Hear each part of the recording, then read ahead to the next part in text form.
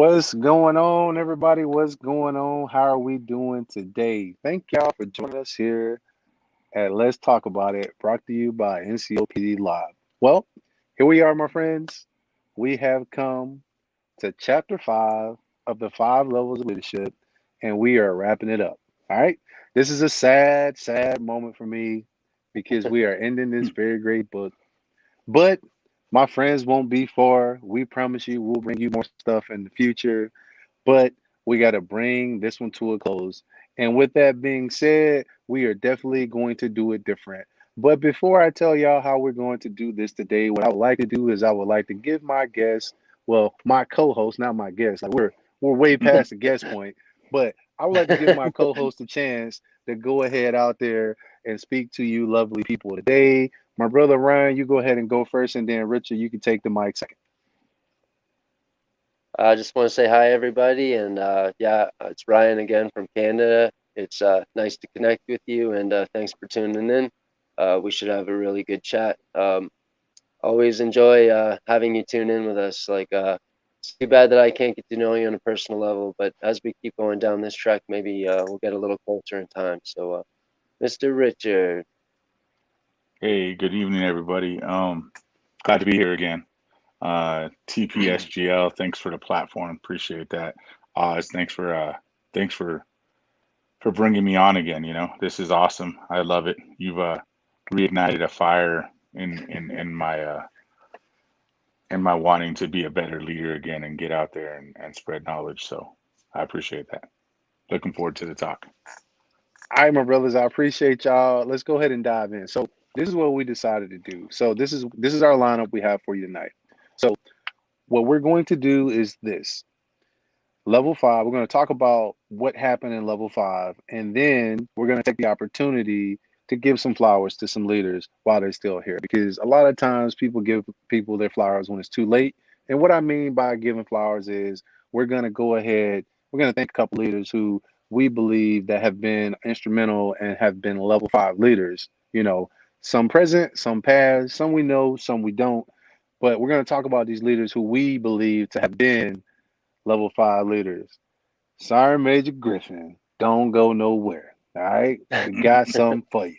But either way, with that being said, we're gonna go ahead and kick it off. So gentlemen, let's go ahead and kick off level 5. So what I saw in level 5 was, uh we talked about, well, they talked about, what a level 5 leader does. They produce other level 5 leaders, and only a level 5 leader can produce other level 5 leaders. And the main thing they talked about was legacy. All right. And we're gonna kick off this legacy talk with one of Sergeant Major Griffin's taglines. All right, this is his tagline to his podcast. If you did not know, Sergeant Major Griffin has a podcast. All right. So here it is, talking about legacy. Don't talk about it, be about it. My brother Richard, go ahead and take it away. Right. So reading through this level 5, we talk about legacy and what what that impact is and what it means. So um in my words, legacy is what you've done for the organization and the people within the organization that dramatically changes or dramatically increases proficiency or production or um, um, the climate, so to say, within the organization. And um, it's really easy to get confused about whether or not a person's a level 5 leader or not. To me, a level 5 leader doesn't talk about their legacy while they're doing the job. You don't need to talk about it. Just like Simon Griff, he likes to say is, don't talk about it, be about it. And that's it. That encapsulates everything what a level 5 leader's legacy is to me. Is while you're in there doing the job, while you're producing those other level 5 leaders, you don't need to talk about it. You know, when you step away from that organization, you're going to be remembered for what you do and or for what you did for the organization, and more importantly, what you did for the people within the organization, because you can't make the organization a level 5 leader. You can only make the people within the organizations level 5 leaders. So to focus on that legacy piece is really like, when you're in the grind, just grind. And when you step away, if you've done it right, your legacy will be there and it'll last. So that's my 2 cents on it. What you got, Ryan? Man, how do I even say that better? I can't, man. All I can say is it's the magic, bro. But yeah, I tried. If I could say it in one word, it would be the magic. But definitely, Richard covered Yeah. that in completion, man. Yeah, it's so important. To be a level, one thing that I kind of realized is to be a level 5 leader, like you can still fail, and that's really, really scary. And it seems like it's a bigger failure than any other level, you know. And yeah, man, you lose your humility, and you think you're special, and wow, it's all over. And you know, when I look at legacy, right? I there's two things that come to mind. Um, so what's the guy's name? Simon Sinek has a book called it's called The Infinite Game. All right. And in the Infinite Game, he talks about, legacy, succession, and all of that stuff. But the way I see it is this: legacy is how we get the baton around the track. Yeah. The better we can hand that baton off, the better the next generation or the next set of leaders can execute, and the more effective they'll be at what it is that we need them to do, because they're the future. Now, with that infinite versus finite thing, like when we have leaders with a finite mindset of, beginning, middle, and end, we tend to have problems, because those problems look something like this.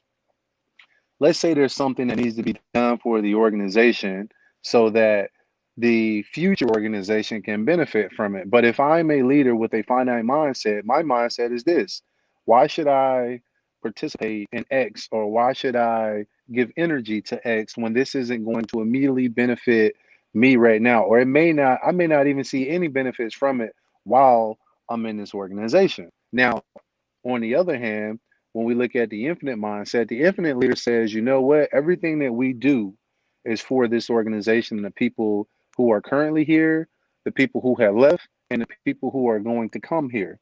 So if I have that infinite mindset when I'm looking at my legacy as to how I pass that baton around the track, now I've put my organization into a position to be prepared to win. And we call that creating luck. Creating luck is when opportunity meets preparation. All the opportunities in the world can come by, but if I am not prepared to take advantage of said opportunities, then it's a wasted opportunity. But I have to be prepared to take advantage of those opportunities. And with that being said, we gonna go ahead and keep it rolling. All right. So we also wanted to talk about, Ryan brought up a good point about some level five leaders, like how they appear at their current state. My brother, would you like to go ahead and take us away with that one? Yeah, for sure. You know, this was the biggest revelation that I got of the whole entire book, because when we first started with level 1, the first thing I couldn't believe is, how can world leaders and like all these people that run corporations, how can they be level 1 leaders? You know what I mean? Because clearly they didn't even make it to level 2. But now I realize, at some point they went through the process. They got people to believe in them. They worked hard. They did all the right things, and then they screwed it all up. They thought that they were too perfect. They thought that everything they said was godly. And like we don't need to name names. We can all think of examples from modern times, political, all kinds of places where people should have been great, like people that have, corporations and millionaires and like thousands of people's working for them, and yet they can't hear criticism. You know what I mean? Like children can hear criticism, you know. So like at what point, like we're none of us are gods, even an emperor can't be a god. So like that means we're human. That means we make mistakes. That means we're constantly learning. That means that we have to constantly correct ourselves. And like the thought of people running a country or running a business or even running the military, and running it into the ground based on their own ignorances is really a scary thought. Now, this is what makes me proud to be a soldier, is this is what the military gets right. You know what I mean? Like, you go over to Europe, they understand age. You know what I mean? You're buying a 300-year-old home. It was like, it's not that old. You know what I mean? But you guys know, I don't know how old your army is, but you know how old your army is. I don't know. Like, I'm just going to say 276 or something, and you're probably going to be upset with me for getting it wrong, but you know your number, right? People that work for General Electric and Ford and stuff, they're not thinking that my legacy is going to be part of this company in 500 years from now, because typically as North Americans, we don't think that way, right? We don't think like Europeans, something that's 100 years old is old. You know what I mean? But this is what we should be proud of in the military. We're producing leaders. We're producing educated leaders. We're teaching them how to lead. And even through media like this, we're improving our leaders independently, or they're improving themselves independently, more like. It's very, very exciting to think of how many great leaders come out of the military. And you as Americans need to understand too how many of your politicians and how many of your presidents have served in the military. Something to be proud of. Because most countries, like if you can say we've had 20 leaders or 25 leaders, maybe 2 or 3 of them served in the reserves. You know what I mean? And you guys are like, yeah, you're producing military leaders that are moving on to lead your country. So that's pretty cool. Richard? Yeah, so I mean, Ryan hit it. Like, we get this. He nailed it. I would say we're 95% in the military on how we reproduce leaders. We have our professional military education, per all officer, warrant officer, and NCO, and not just education piece, but the fact that we have leaders that are now vested in their team's ability to reproduce. So when they step out, when a sergeant major leaves a command team, or PCSs or retires, or a commander PCSs or retires, their ability to create the team and the leaders within that team, if they didn't get it right, units would fail. And the United States military is not known for failing. So, I mean, the proof's in the pudding when you talk about that. So Ryan hit it right on the head. He killed it. And it's I think it's interesting. Like when he talked about level 5 leaders who currently presented as level 1s, because like I believe what he said was like they drank their own Kool-Aid for so long and they started to think that it tasted good, and now they're no longer a level 5, they're a level 1. I thought that was really interesting because he's right. And in the book, if we look in the book in the very first couple chapters, when they started talking about how we got each one of these levels and how they build upon each other, but you can also move down levels. So yes, like they got to level 5 and it was like, well, you know what? I'm here now. I don't need to put any more work in. So I'm gonna just, sit here and do my thing. And that was one of the things that I talked about this morning on my little 5-minute talk, was about looking into the past. I think it was George Washington who said we should only look to the past to learn from the mistakes we've made. Other than that, we shouldn't be looking to the past, because when you look to the past to look at like all the great things you've accomplished and stuff like that, that could create a sense of complacency, because you gain that feeling of that I've arrived. I don't need to put any more work in. So I thought it was really interesting when Ryan brought up the point, like we've got so many examples of like level 5 leaders out there who at some point they just went from being a level 5 straight to a level 1, because they stopped doing everything that they had done to get them to where they need to go to now. All right, so let's I think we hit succession, we hit uh the people who fell, and we also hit legacy. So I think we should go ahead and get into our leaders at this point, Sure. who we believe to be level 5 leaders. All right, so Ryan, you had some pretty interesting picks, so let's go ahead with yours and we'll get some conversation going off of here. Like each of us will give one, and then we'll rotate to the next one, and then we'll talk about it. So Ryan, you got the mic first, my brother. Okay, cool. Thank you, guys. Okay, so dear friends, just kidding. Yeah, I don't think I understood the assignment correctly because I came up with some pretty wacky examples. These two fine gentlemen came up with some of the best examples the U.S. Army has to offer, and I came up with fictional examples. But the people that I chose to highlight, the real people that I chose to highlight are Steve Jobs and Julius Caesar. Okay. And the fictional people that I chose to highlight were Darth Vader and King Arthur.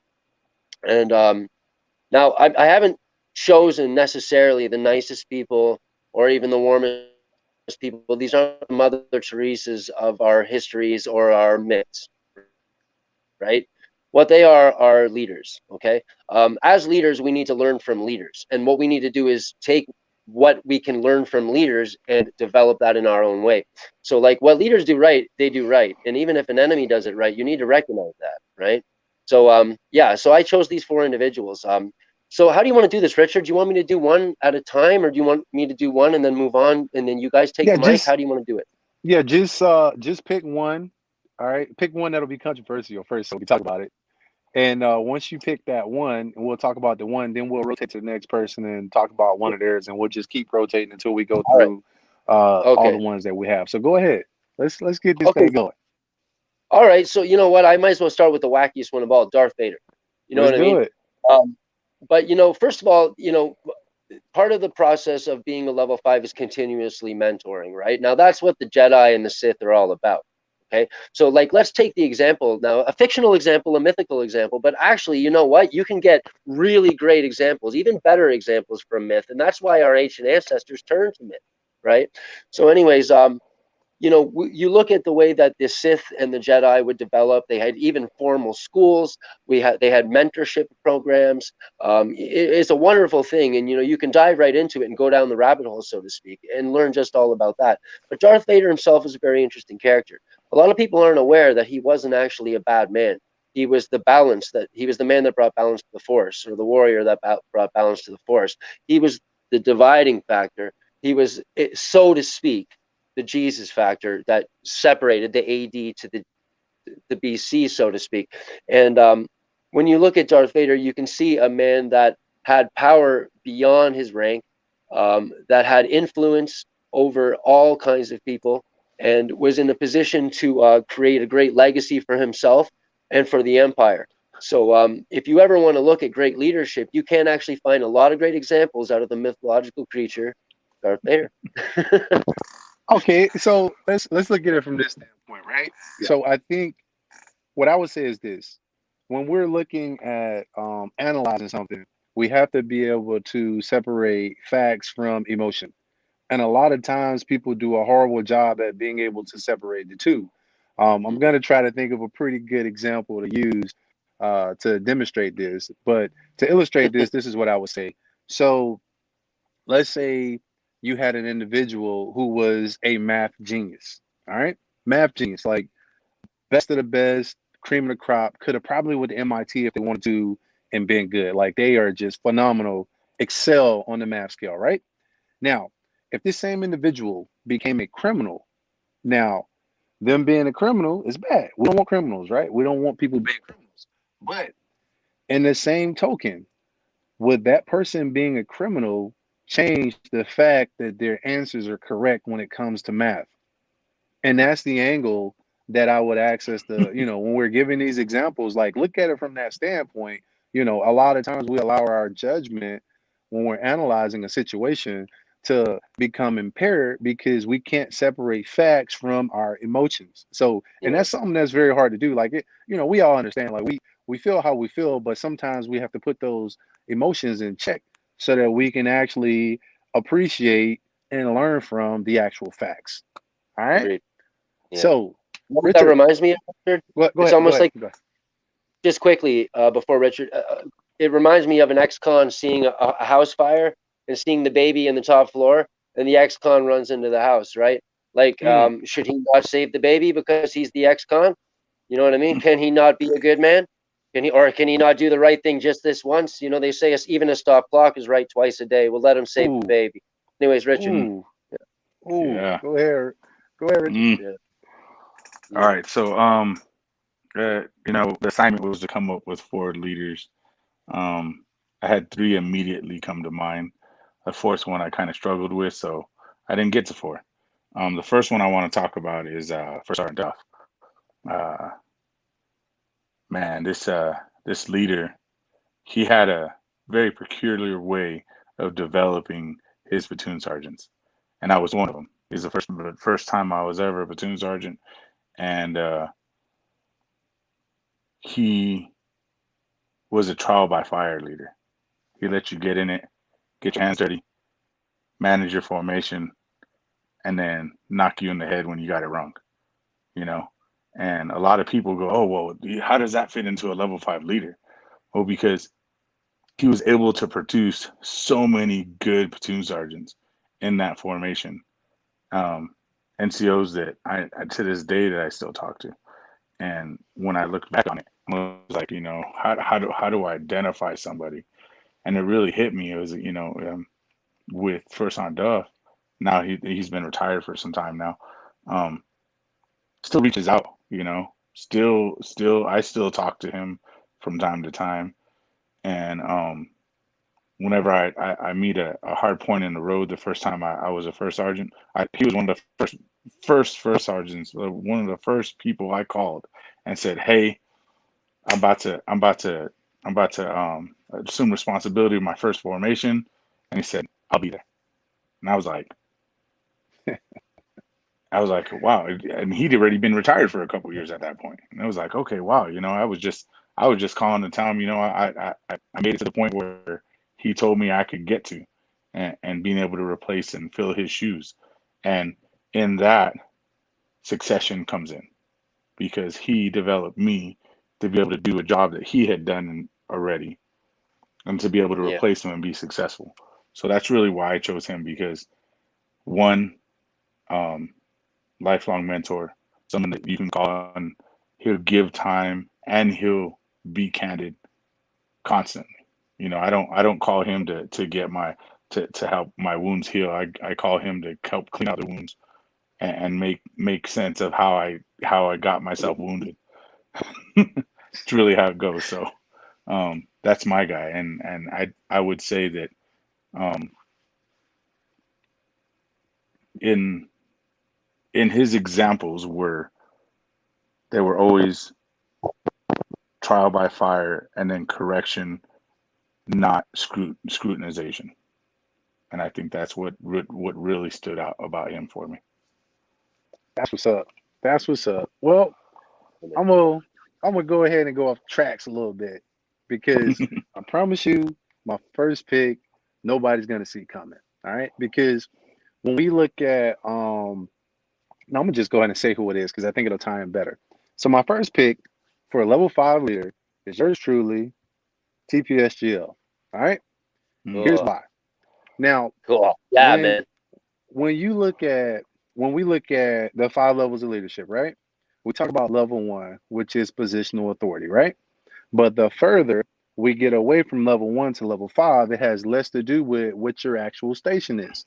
Now, one of the key ingredients for a level 5 leader is that they create other leaders. They make opportunities for other leaders, to Yeah. become level 5 leaders. And like he said in the book, only 1% of leaders will ever reach that level. All right. Only 1% will ever reach that level because it takes a special type of person to be able to identify talent, all right, know how to cultivate that talent, and then be able to put themselves in a position with that person so that they can groom that talent into getting on the same level as where it is. Like the lids have to line up. Like there's a whole mhm, lot of stuff that has to go right. And you know, a lot of people will look at rank and say just because a person has a specific rank, they can't be a level 5 leader. It has nothing to do with rank, everything mm, to do with lid, Yeah. everything to do with potential, everything to do with drive, everything to do with being able to take all of those things and put them in one and make it work. because Mhm. when they talked about, I remember in the book they also talked about we train someone to do something, about how training somebody, had like five parts. Like the first part was, I learned to do it, then I do it with you with me, then I watch you do it, then you do it by yourself. And the last part is me watching you train somebody else. When you can actually take that knowledge that you have and you can make somebody else become proficient in that thing, you understand it completely. And I really feel that TPSGL, Staff Sergeant Hicks, has this wrapped up. Like he Yeah, has it wrapped up. I talk about him and other people like Latoya Green, yeah, Sergeant Muse. Like I talk about all of these people because their rank has nothing to do with their ability to lead. All right. Just like Ryan was talking about Darth Vader. You know, he had talent well above his station. You know, Sergeant Hicks's talent is well above that of his rank. So Sergeant Hicks is my first pick. Ryan, cool. back to you, my brother.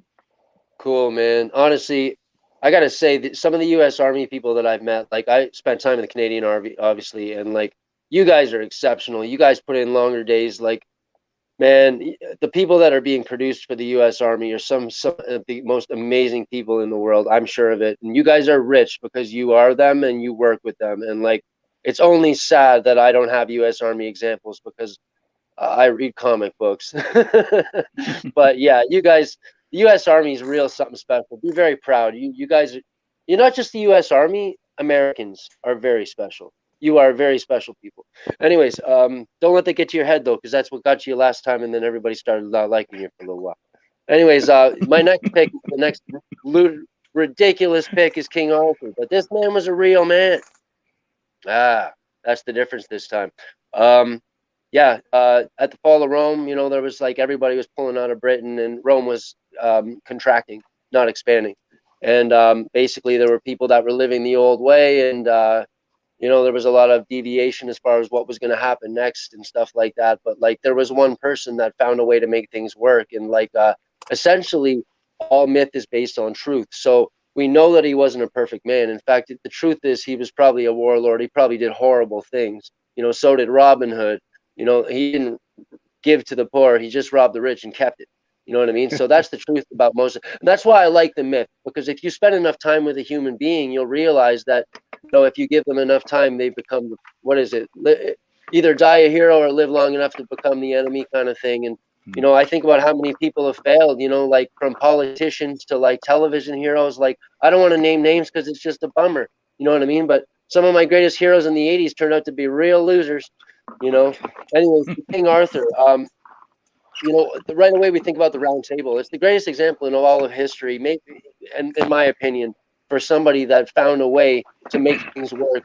Um, and that is really, really special. And he also left a real positive legacy. The proof is in the myth. And all of these things, like, if you go down through the different checks, again, he meets all of those checks, at least the mythological man does. But like, I feel that there's a lot of lessons to be learned from the myth. I think, if anything, we can learn more from the myth because there's errors in what is real, right? Whereas if we understand what is the perfect myth, then we can strive for that perfect myth, despite the fact that we are real, right? But if we understand real heroes, then we are nothing but forgiving of our own failures as well. That's the way I see it, right? So Mm. um, mythological heroes can be great examples, and studying King Arthur would be another one that I would recommend. And whether you study the medieval writings or whatever archaeological evidence may be there, it's definitely something that's really left a huge impact on the world. So, Wow. yeah, All right. Hey, we gotta leave. Hey, Ryan is always bringing us some historical data. I love yeah. this Love it. man to death. He always brings it. Okay, Richard, what you got, my brother? Who you got on the list next? Okay, so the second one I want to bring up is actually the first sergeant I had right after First Sergeant Duff. So his name was First Sergeant Walker. He's also retired now. Um, his leadership style was a complete 180 from First Sergeant Duff. He was involved. He was present constantly. He was there. trying to help. I guess when we refer to those steps that you talked about, Richard, Oz, about you know, being able to come back and watch the person do the developing to that next level. He was that leader for me. He was the one that was there for his entire formation and all the leaders in the formation, ensuring that what we were teaching to our junior leaders from us was the right message. And in doing that, um, we call it stewarding the profession in the Army. Mm. And and I'm talking back before that was even a mainstream phrase. This was back Mm-hmm. in 2012, 13. And he was that leader that wasn't there to be in your business, but was there to make sure that the business that you were conducting Mm. was the right business. Come on now. Mm. So I can't speak no more about how he did that, but it blew my mind because we've all had those leaders that just feel like they got a thumb on you, you know? It's like, yeah, just get off of me. Let me do this. You hired me for the job. Let me get it done. And Yeah. from the outside looking in, there was a lot of platoon sergeants and first sergeants in different formations that seen him everywhere and thought he was the thumb, but didn't realize that he was more like a thermostat. Mm. He was just there checking the temperature and making sure that we was cooking right. That's all So I he, can say he about him. And basically he basically had teammates. He didn't have subordinates. exactly, Mm. It's interesting how exactly. that works. It's interesting how that Always. Yes. works. So Yeah. Round table. hey, I'm gonna go ahead and bring my next person out. The next person I'm gonna bring out happens to be a 91 Zulu. He's retired. You know, he goes by the name Graybeard sometimes. Um, he's an ordnance legend who has a legacy. All right, none other than retired Command Sergeant Major Garrett Griffin. All right, now I talked here a minute ago about being a level 5 leader has absolutely nothing to do with what your appointed position of authority is. And I'm gonna give you a little story about Sergeant Major Griffin that speaks to this point. Okay. Now, when I first met Sergeant Major Griffin at the ALC Ordnance back in 2010, I believe it was, he Mhm. was the first sergeant for ALC Ordnance. But no one knew that he was just the first sergeant for ALC Ordnance. We believed that he was the first sergeant for ALC Ordnance, transportation, everything, because he was everywhere. You know, That's like awesome. he was. I'm telling you, like we would go down to formation, and first the sergeant major was everywhere. Like he was all over here. He was all over there. He's That's pumped up. He's getting everybody fired up every stinking morning. Like there was he roll tide, roll tide, roll tide. Let's go. You see, dang on Sergeant Major Griffin. The greeting of the day wasn't good morning. It wasn't good Mm-mm. afternoon. It was roll tide. Mm-mm. And what I'm saying is like the thing that I took away from those interactions was like he didn't know it, but at that point he became one of my mentors. I never told him. I'm like, hey, I don't care what has to happen. This dude right here, this dude is one of my mentors because the thing that got me was that in ordinance, a lot of times we get a bad rap. People don't see us as like outgoing. They don't see us as like very motivated. We're not expected to be very physically fit or anything like that. But he was the opposite of nice. everything that everybody said. And by him doing that, his confidence gave confidence to other people to until we grew up and became who we were gonna become, we were able to use his confidence in our own lives. You know what I'm saying? If that makes any Yeah. sense. It's like wanting to do something and you just need that extra little nudge to be like, hey, you know what? It's okay. I got you. Go be great. And that's what he did. He did that. And I know he just didn't do it for me. He did it for every single soldier that came through there, regardless of if they were ordinance or not. He left a mark on them. And this is why I say that he is most definitely a level 5 leader. Like, he's been retired. I joke with him all the time and say that his ink on his DD-214 ain't dried up yet. It's almost dry though. Like, he been on that other side for a minute. But, you know, he he left a legacy for everybody. Like, I talk to so many people, and I guarantee you, like, if I talk to 10 people, 9 of them know Sergeant Major Griffin. 9 of them. And they all got great things to say.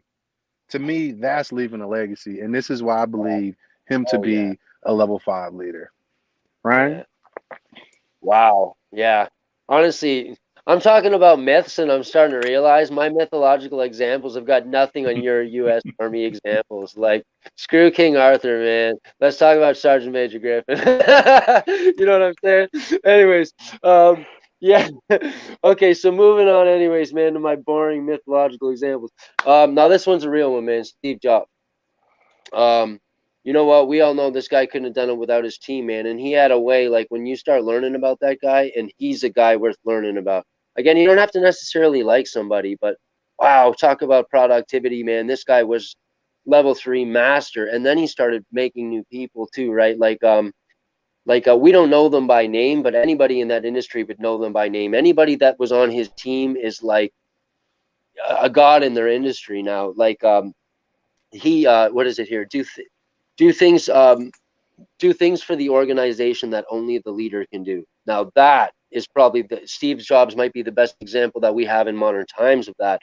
Like just like Merlin stepping onto King Arthur's land, like this guy literally just everything he touched turned to gold, and like just like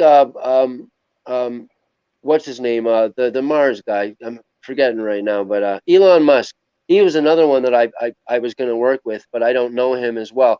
But these are guys that just, they're not really inventing anything. They're just finding what exists and putting it together. And they're so brilliant that they're the chefs that are bringing the cooks together. And it's like Steve Jobs literally got fired out of his own company by his board and then brought back, and then did magic again. So like Steve Jobs is my example, and I think to learn. There's so many great examples from the U.S. Army too, but generals in particular, like Schwarzkopf is an amazing one. But yeah, Steve Jobs is somebody, if you want to be a good leader, especially if you're getting out of the military and you're moving into civvy side too, like you definitely want to look at that man and what he was able to do in his industry and how he was able to change the world. I mean, he basically made everybody want what he had. That's incredible. And Sergeant Major Griffin just said Steve Jobs is a great example of leadership over leadership, and I Yeah. totally agree with him. Hmm. I think Yeah. a Yeah. lot of times the message that we're trying to send um, to our younger generation, because they struggle with it, Yeah. not because they're not capable, not because they don't have what it takes, but because they were put into a situation where they got promoted really quick. And we don't have the luxury that we had before. Like, back in the day, it was nothing to be like, boom, hey, John over there just made E5 and Tim made E5 too. Let's swap them companies. We could do that back in the day very easily, and it was no issue. But due to shortages and mission requirements and things that we got going on, those moves aren't so easy to make anymore. So now they've been put into a situation where they get promoted very quickly, and then when they get promoted very quickly, they end up having to stay in the same organization with the jokers that they was just out clubbing with 2 weeks ago. And that's difficult to deal with. Like, we tell our young soldiers all the time, like, hey, look, this is unacceptable. And some get it and some don't. Some learn easy, some learn hard, and it's just a process that we have to go through. But I think the message that we're definitely trying to send is like, you should not want to be liked by your subordinates or your teammates more than you want to accomplish the mission and do what you've been charged to do as a non-commissioned officer, which is Yeah. withhold a standard. So Yeah. I definitely agree with Sergeant Major 100% when Yeah. he says that Steve Jobs is a great example of leadership over like a ship. Richard, Yeah. who you got next, my bro? Oh, go ahead, Ryan. I'm sorry. Go ahead. Oh no, I was just gonna say he's absolutely right. I mean, he's not like, people got divorced. They left their wives to work 7 days a week for that man. You know what I mean? But yeah, he wasn't necessarily liked. Nobody liked him. In fact, he even like found ways around paying parking tickets and stuff, and he was a millionaire. So he's a bit of a prick. You know what I mean? But he was a leader. You know. That I would say just learn from him and don't be a prick if you don't want to be a prick. If you want to be a prick, then good luck with that. You know what I mean? Facts. We're gonna start Yeah. calling them I Ryan love it. facts. Yeah. Okay. Yeah. What you got, So Richard? Who you got next?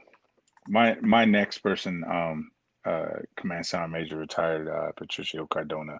Um, he the first time I met him was in the basic wheel division over in the ordnance side, um, teaching. He was running the schoolhouses on the AIT side, and he had this way of ensuring that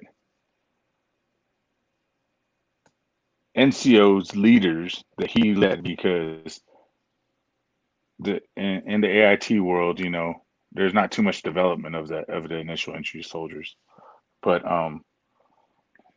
the NCOs, like there's no soldiers, like there's no standard soldiers in that, like the staff sergeants, the E6s, those are the grunts because there's so many of them, you know. And when I first got there, um, he had a very pointed, like, every new NCO will come into my office and we will talk about what this organization's about and what the expectations are for them and how I'm gonna help them get after those expectations. And that last part is really where it stood out for me, because it's really easy to put a task out there and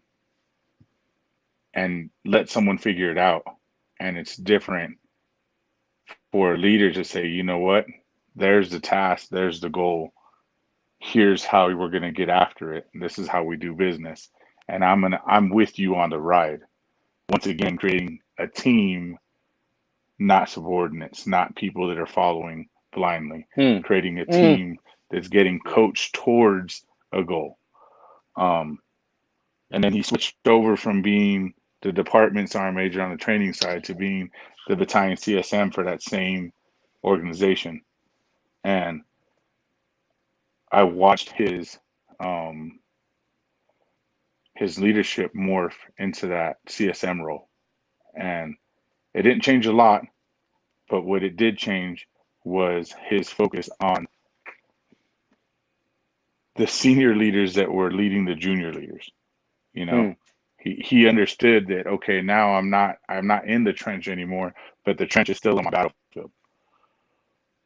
So I still got to tend to it. I still got to make sure it's effective. I still got to make sure that they're being taken care of, and placing emphasis on it. And I've seen the schoolhouse um, benefit from that, because it's not too often that you see a sergeant major go from, even though it happened a couple of times while I was there, because Sergeant Major Jones, he went from the same wheel department over to replace Sergeant Major Griffin in 832nd. And so they're special situations, but it was just like watching them take, okay, I know what's going on down there in the trenches, and how do I empower them to keep developing leaders in those trenches and pushing them forward from their position. So they didn't they didn't lose focus on the people in the trenches. They just changed how they and people are gonna hate it, how they managed the fight in the trenches. Mm. And a lot of people don't like that word manage. We've talked about before. But sometimes that's what you're doing. Come on now. Leaders manage, but not all managers lead. Oh, message. Yeah. So you So look. I really believe that things happen for a reason. Now, look, I didn't call or we didn't call anybody that's on the list, but my mm, next person is on the live right now. Look at that. All right, look at that. I know he's gonna hate me for this, but I don't care. You know, you got to call out greatness when you see it. Now, before I call this person out, he probably knows who he is. Um, I'm gonna, I gotta tell you a story about him, but I want to talk about teams, right? I want to talk about teams. So when when I was doing a little bit of education, uh, they had us look at what was the difference in a team and a group. Now, a team is a collection of trained people who all have jobs that they do that tie into each other. A group is, a collection of individuals who haven't trained together, who haven't meshed together, but have been brought together as a task force or something like that to complete a task.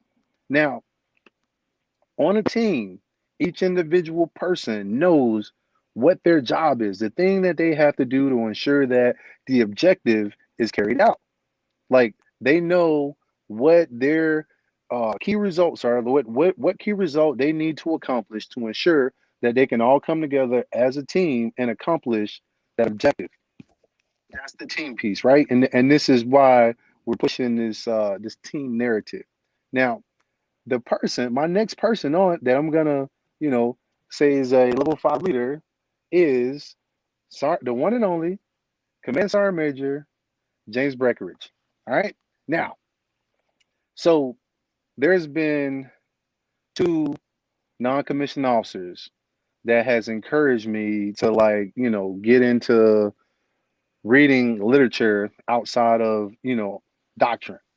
And Sergeant Major Griffin and Sergeant Major Breckenridge were those two. And just as I started to listen, like Sergeant Major Griffin, like I've been telling this fool to read outside for years, but just as I started to listen, I met Sergeant Major Breckenridge. And Sergeant Major Breckenridge, hold on, there we go.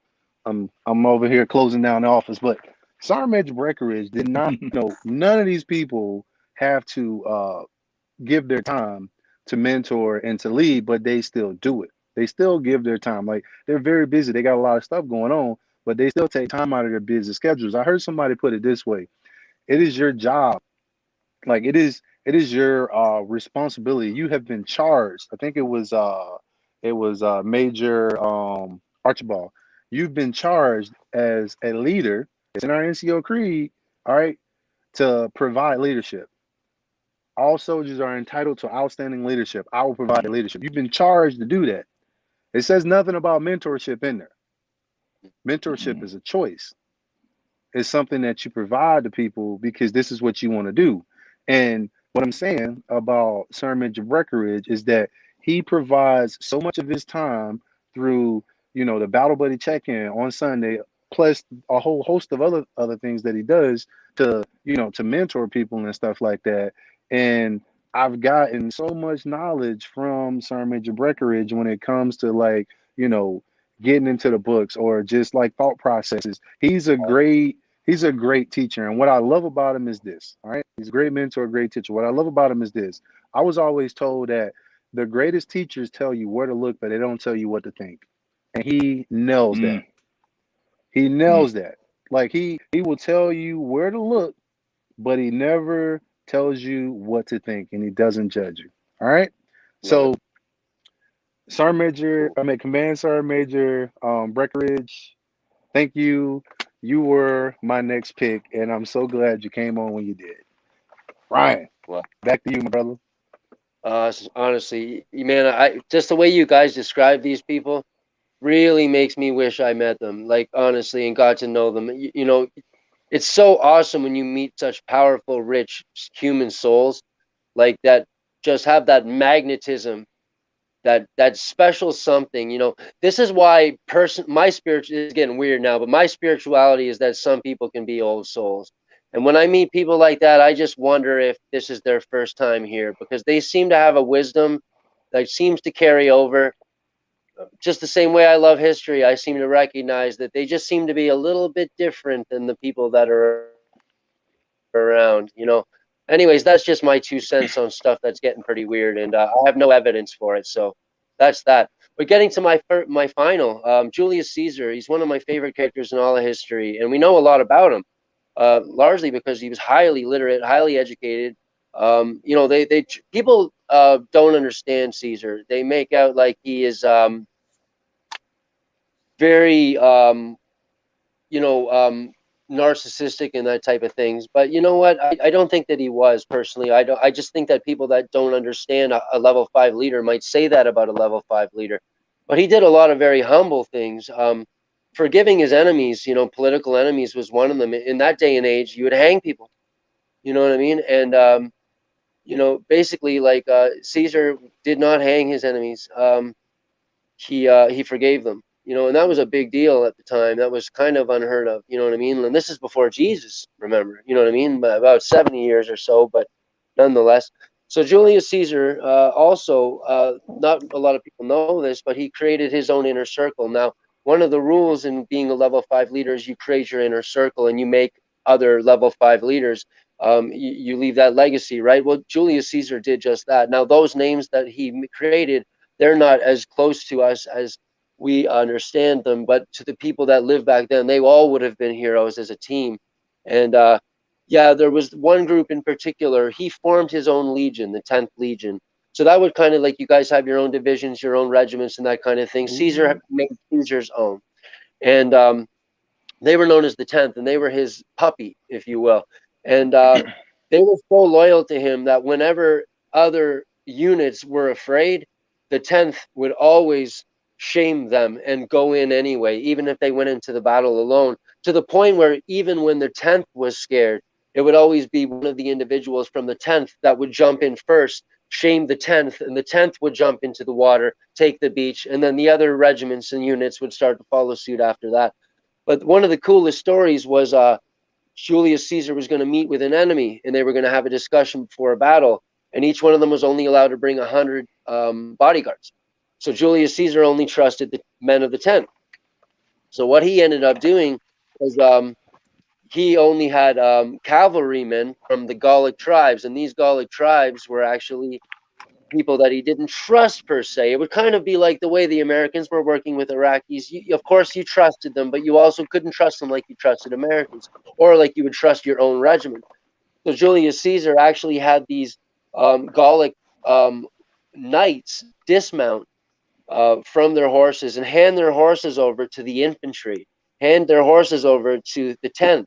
So that the 10th actually made a joke that Caesar's promise was better, that he said he would make us heroes, and instead he's made us knights. So Caesar was really, really amazing. Now we have to remember, you can't judge people of the past by today's standards, except Hitler. You can judge Hitler by today's, he was just a prick. Everybody knows that. But Julius Caesar did some pretty crappy things. You know what I mean? And essentially, you can easily say that he wasn't much nicer than Hitler. You know what I mean? But of course, he lived 1,000 years before him, and we can't judge him to the standards of today. And by his own standards in his own day, he was a damn good man. He shook things up and he changed the world. And the old boys club, that was the club he destroyed. You know what I mean? He would have been a hero by today's standards, according to most people. So, definitely learn about Julius Caesar. He's one of the top 4 generals of all time, with Genghis Khan, Napoleon Bonaparte, and Alexander himself. Man, see? Hey, Yeah. Ryan facts. Look at there. Just like that. Yeah. History. In there. So TPSGL want us to set up we want to set up a date and a time where we can all get on camera, and the people that we're talking about will maybe do like a Zoom call so everybody can meet each other and stuff like that. So I'm pretty sure that everybody that we mentioned would love to come on so we could have Awesome. a conversation. So I'm definitely looking forward to that. All right. Wow, that's such a good idea, man. Hey man, I told you that dude TPSGL, he be on it. He be on it. Yeah, he's special, man. I think it's going to be kind of hard to get Darth Vader, though. Yeah, we won't get Darth Vader, man. Well, there's these guys that dress up and pretend to. They ain't got nothing on the real deal, brother. Oh my God. Oh my God. All right. Okay. And Sergeant Griffin was just saying yes, he's definitely in. So we'll get everybody together and we'll do a video call. So Richard, who do you have next in the short list? So the only other one that really um comes to mind, and it was a commissioned officer. Her name is Heather Gunther. She's lieutenant colonel promotable, um, and signal officer. And this is the commander that gave me my first shot at running a motor pool, grades below. Like, she recognized a potential not only in me, but a potential in all the junior leaders that were in that motor pool to not bring in a senior NCO to run it.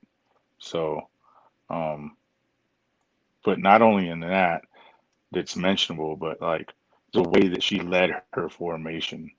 She had a passion, and she still does. She has a passion for people. And I got to witness it because I worked for her and I managed a maintenance program for her.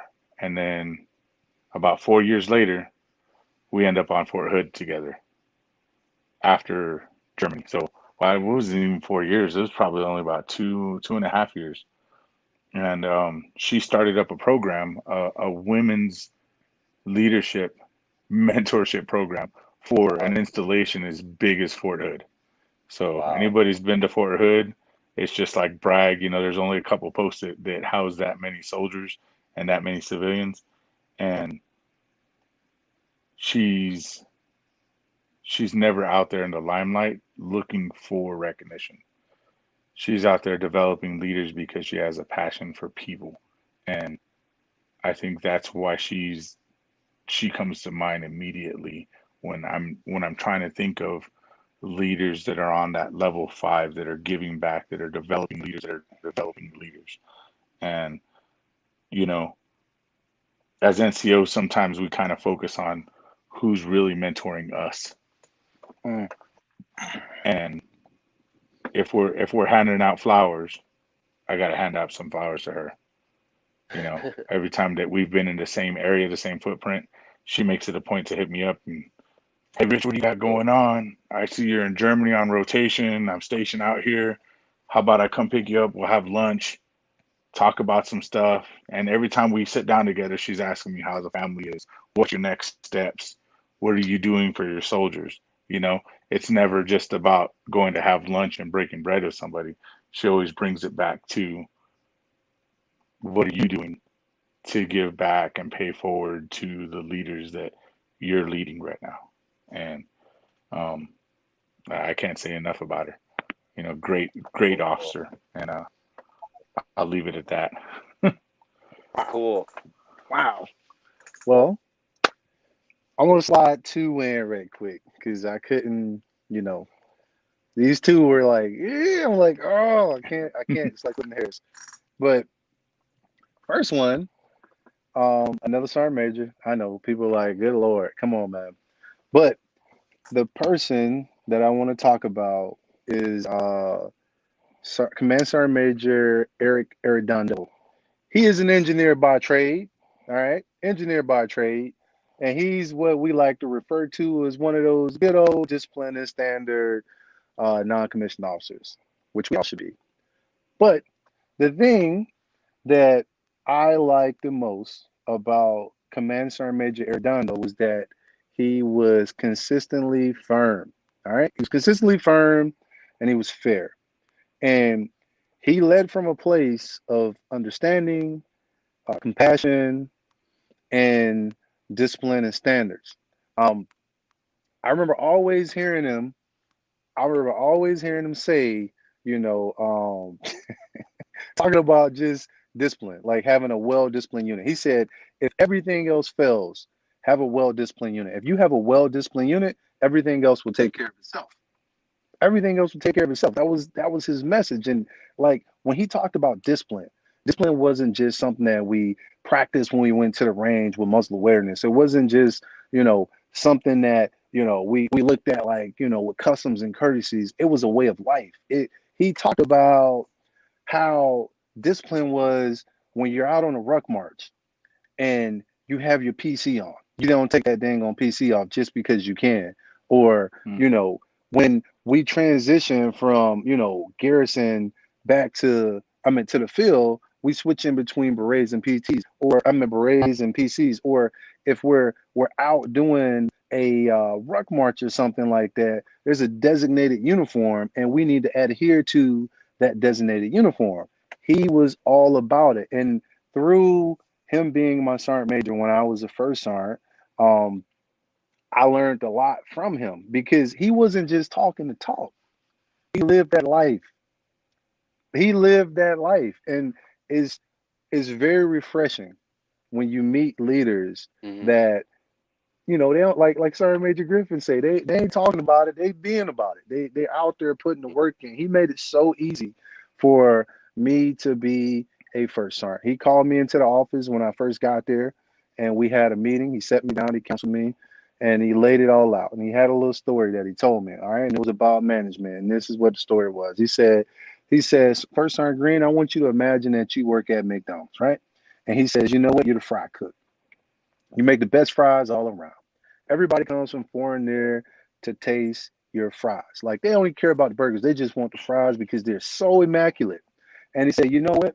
Once everybody see how great your fries are, the money goes up through the roof, and you got general managers and stuff coming down and they're saying, hey, look, you do such a great job at these fries and stuff that this McDonald's right here is making more money than everybody else. If you can apply your same management technique to the entire store, we're going to make you a manager. And you're like, yeah, that's too easy. I can do it. I'll just, get everything going the way that I got it going here. So you leave the fries. Now you're the store manager. You got to worry about paying people. You got to worry about ordering food, paying electricity, all of that stuff. But one day the fries fall off. And you say, hey, no big deal. I go back here, knock some fries out real quick, show this guy how to do this. And when I go back here to show this guy how to do this, he'll be good to go. I go back to managing the store, but he never gets it. And the fries just aren't how you want them to be. So you stay back there at the fries. But he said, but here's the thing.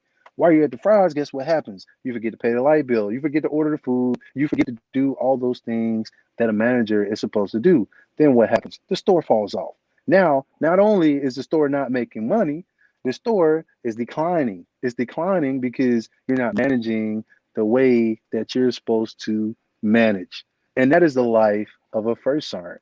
There's a whole bunch of things that you got to get to. You got to go to a meeting. You got to go check on training. You got to go to, over here to do something with the commander. Then you got to go somewhere else. But you have to get everything done, period. And he made things so easy. And I learned so much from him. And I really feel that he was that level 5 leader who produced other level 5 leaders. And my last person is Colonel Javi Brunson, the low justician legend who has the legacy. All right. Now, Colonel Brunson has a twin. All right. And he has another brother as well, his older brother. But I don't even know what to say about Colonel Brunson. All I know is that he was awesome. Like, this guy could walk into any situation. He could literally walk into any situation and diffuse it like that. Just diffuse it. He could walk into any situation and diffuse it. Like, I never seen the guy upset. And, he's easygoing person, jokes around, but when it's time for business, it's time for business. But he was that leader that definitely believed in developing other leaders, regardless of, what your station was. He didn't care if it was a private or you were whoever. He cared about people and developing people. That was his first concern and his last concern. And that is my last person. Well, gentlemen, we have come to the top of the hour. I want to go ahead and give you an opportunity to give your parting shots, and we will wrap up John C. Maxwell's 5 Levels of Leadership, Part 5. Ryan, the mic is yours, my brother. Cool. Yeah, that was a lot of fun. Oz, thanks so much for inviting us. I learned so much, man. As soon as I got as soon as you put the shout out to do this thing, I just knew it was the right thing to do, man. And I learned a lot. I mean, this has been life changing, and I will refer to the 5 levels for the rest of my life. And honestly, man, we talked about a lot of great examples, but between the 3 of us, Richard would agree, man, you really are the level 5, man. You're doing it here right now. You're an example of level 5, and you brought both of us in, and you're humble. You do the round table thing, and I'm just so thankful for you. And I hope you aren't locked in the building. So And everybody that listened, you guys are amazing. I love you all. Gosh, I wish that you guys could share the mic with us too, because so many brilliant people, you know. Thanks, my brother. Absolutely. I appreciate it. I'm really humbled. Richard? Yeah. So I tell you, as I've said it before, and I'll keep saying it.